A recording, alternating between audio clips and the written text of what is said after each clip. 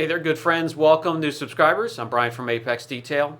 It has been quite some time since we reviewed or showcased a polisher here on the channel, so let's get through a few of those in the upcoming videos. We're going to start off by showcasing the M550 Mini Rotary Polisher from ShineMaster or MaxShine. It's ShineMaster here in the States, by the way. Headquartered in Madison, Wisconsin, branching off up into New York, and will be branching off from there throughout the United States. When I showcase a polisher here on the channel, it's going to be something I'm comfortable with, something I know has high quality for the price. I'm not going to showcase overpriced hype here. So, when it comes to their products, they'll throw you a lifetime warranty. Who does that? When it comes to the quality of their product, pricing, it's competitive to all brands. And when it comes to customer service, it is absolutely fantastic.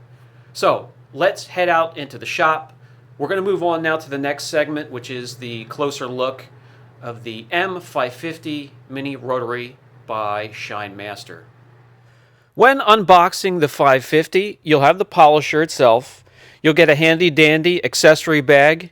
You get a backing plate with it, 3-inch, a wrench to assist you in removing the backing plate. You also get a warranty registration card and the manual itself.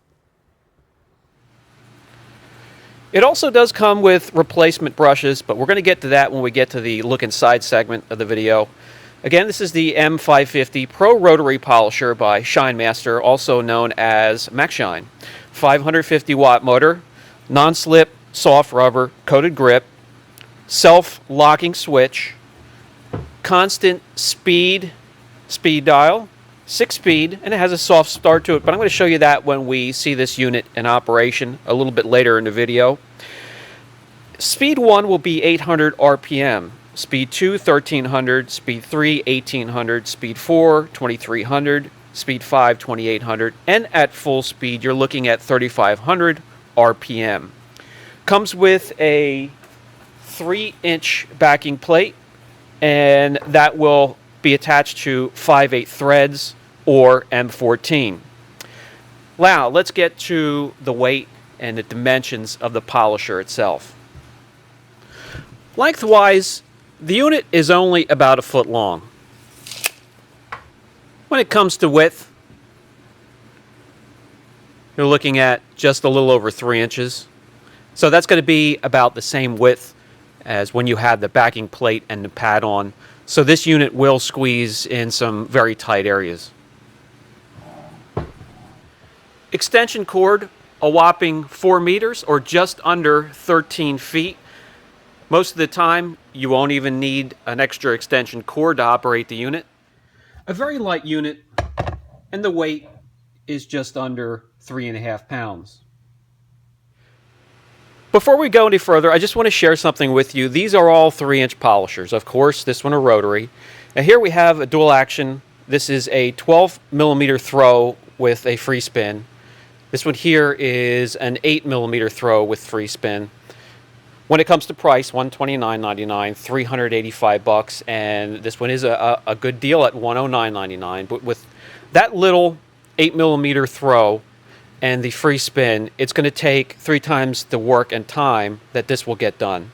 Not only that, these two guys right here, with that throw, it restricts the space you can go in, where you just have a rotary right here and it's spinning. It's not oscillating back and forth, so you can get into tighter spots, and this bad boy right here will also get the work done a lot quicker and be more efficient. I just wanted to share that with you. My thoughts on those type of polishers themselves and what I prefer. Alright, time to move into the look inside segment of the video. You guys know I love to know what makes things tick. So I'm going to tear this down for you so you can see the insides, so you guys don't have to and void the warranty. Getting into the work or the business end of this polisher first, where the gears are. We're going to take a look at the gears here on this side, then we'll tear down the other side, the brains part, take a look at the wiring, the PCB, the switches, and the dial. So we have 3 plastic screws that hold the rubber-coated handle. Just remove those 2 on either side, and then simply slide off the handle forward, just like this. That will expose the head of the polisher, and there are 4 Phillips head screws to remove, about a 1/4 inch long, to expose the gears.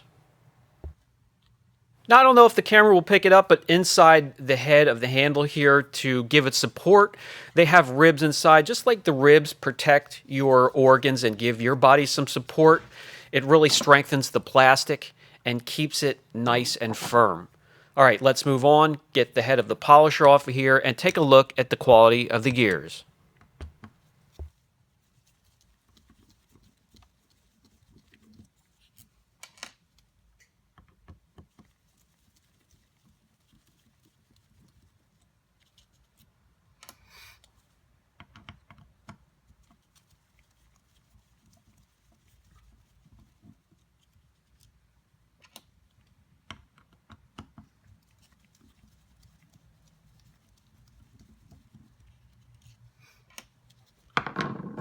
With the screws removed, all you need to do is give the head of the casing a twist and a pull, and it will separate easily. This exposes the spindle gear and the main drive gear and the grease inside.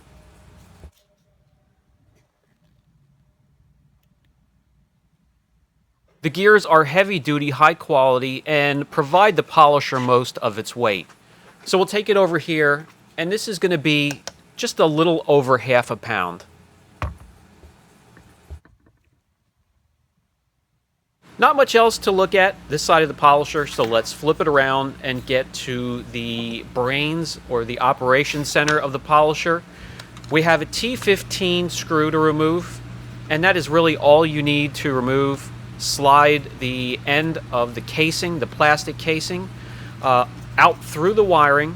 Be very careful that you're not pulling a wire that could be attached to the inside of the casing. Sometimes that happens, so pull slowly and carefully, and that will expose the brushes, the dial, the switch, the PCB, the wiring, and much, much more.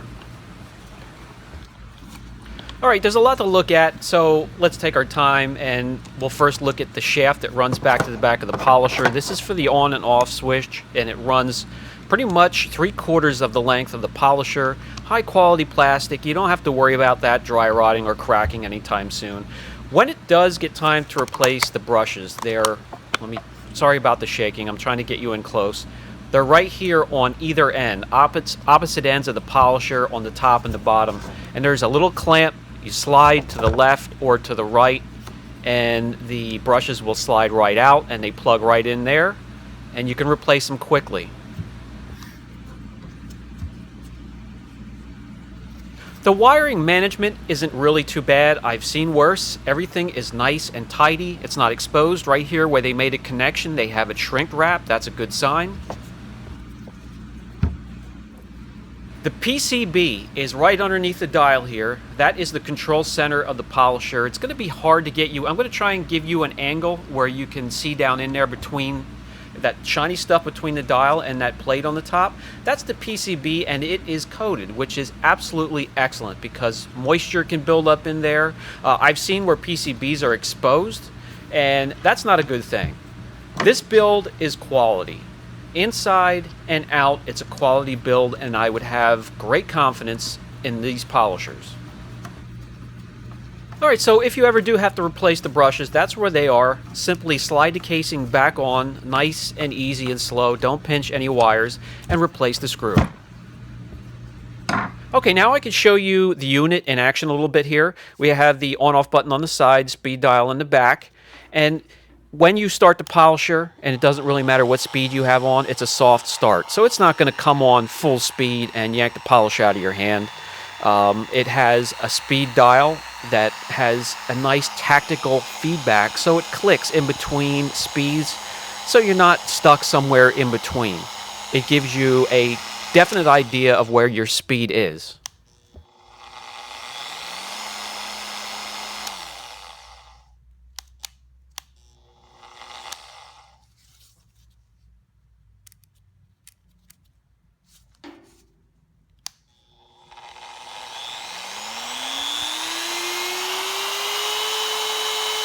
Perfect balance.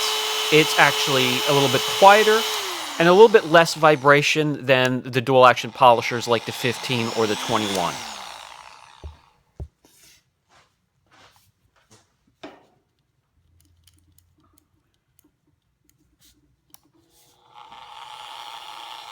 Where would you use something like this? Well, in tight areas, of course, on curvy areas of a vehicle, on bumpers, on A-pillars or B-pillars, some interior trim parts that you can reach. There are many, many applications where you can use the polisher.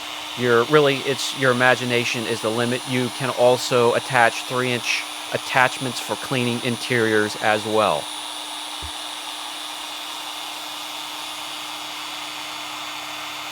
Nice and smooth, no bogging down or stalling. And for the final thoughts segment of the video, I've showcased and reviewed ShineMaster polishers in the past, and they are all still going. They're not missing a beat. And when it comes to this M550 here, fits into tight spaces, has the power, it's quiet, and the vibration is next to none. The quality of the polisher inside and out is that of a heavy-duty polisher. I expect no problems in the upcoming months as we really swing into high gear here at the shop. But if I have any problems, I will let you know. I have no problem with that. I don't want you guys buying products that are going to be breaking down during the busiest times of the year.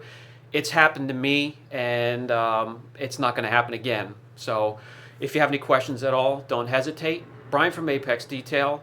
Catch you in the next video.